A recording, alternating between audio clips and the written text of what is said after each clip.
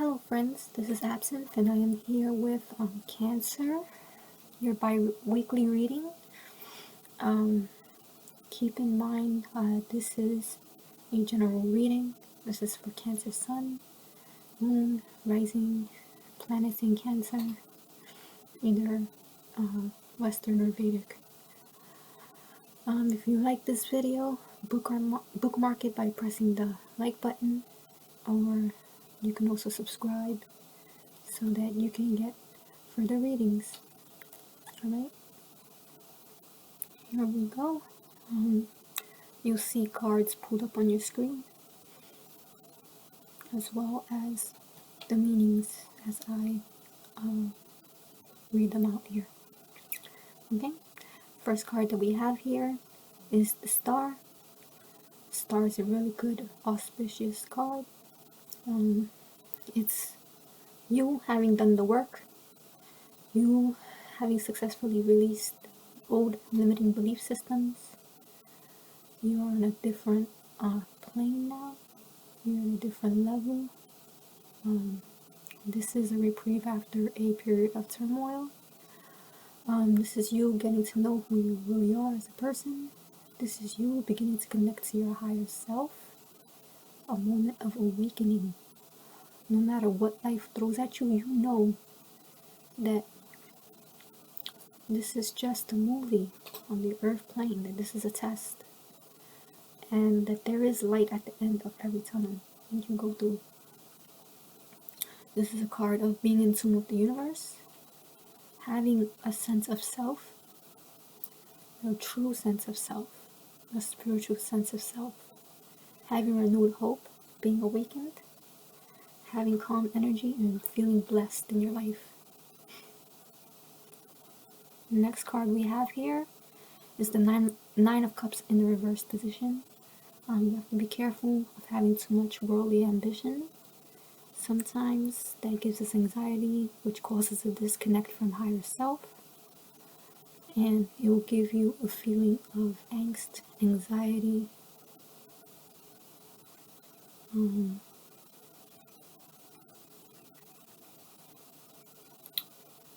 just spell that there. It leaves you unsatisfied with the present moment, trying to chase worldly things. So you have to realize what your priorities are here, and I think this is just the disconnecting or purging of the remnants of your previous self. Okay, the self that you were before you were awakened. You have to make sure that you make your intentions clear to the universe. You're a great manifester in that regard. Everything that you say, everything that you think does manifest itself very clearly. It was very easy for you for that to happen. Okay, so make sure whatever you're wishing for, that is for the highest good, and that you have the best intentions. Alright? You want to get back in touch with what is the most important to you, okay, in your spiritual mission. Make sure you're not wanting something just from the ego, but it also aligns with your higher self. And we have to make sure we're not keeping up with the Joneses. We're not doing things just for worldly pursuits. The next card that is here is Two of Wands. So, having done the work, going through a discovery phase. So, what is your spiritual mission? What is not part of your spiritual mission? I think you've had to sift, a little bit. What is good and what is not. Now you have to figure out how are you going to execute. How are you going to accomplish this? This is the starting of a big journey ahead of you. You need to be open, continue to be open to new opportunities, and you will have that assurance that you will reap success for your efforts. though you may not feel like you're ready as yet, you just need to establish a plan of action. You may need to step out of your comfort zone. I know it's a very big thing, to start off on a spiritual journey, and not a lot of people really do it. They say they do it, but it's one thing talking about it, and there's another thing actually doing it. And you may feel like you're in the dark. Many times you may feel alone. You need to retain that sense of courage. Okay. Last card here we got was the Ace of Wands.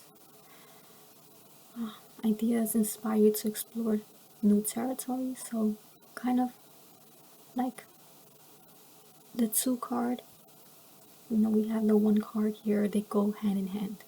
So it's just sifting of those ideals which help you to progress. Like I said, some of these will be spiritual.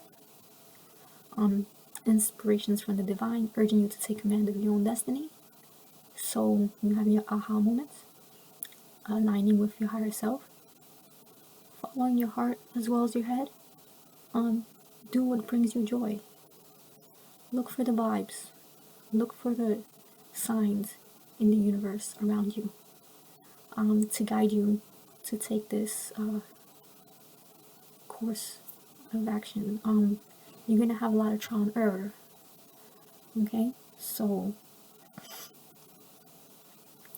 it really does seem to be the beginning of a spiritual conquest for you. And I'm thinking like some of you may even become teachers in the future, and you will be directing a lot of people. You can do it in a very nurturing way. Being Cancer is ruled by the moon. We all know Cancer as the motherly figure. And when the soldiers come home, from war, and they're wounded, they come to be healed, brought back to health. It's the same thing in spirituality. We do work. We are somewhat, I guess, wounded in a way. We're tried by fire, and then we come back, to gain our insights, and to figure out what we need to keep and what we need to throw away.